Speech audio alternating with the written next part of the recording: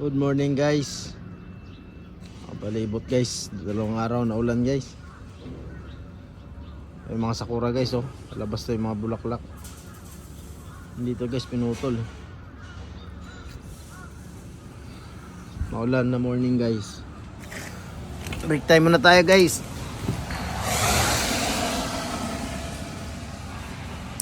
Inom tayo ng kape guys oh.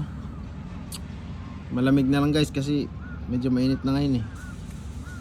Mainit na yung klima dito.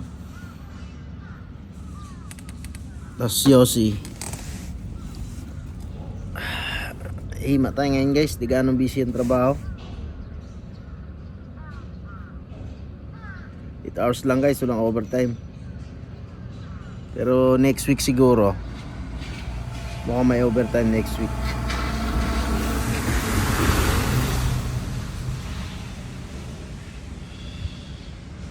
Napakatahimik ang lugar dito guys. Happy watching guys.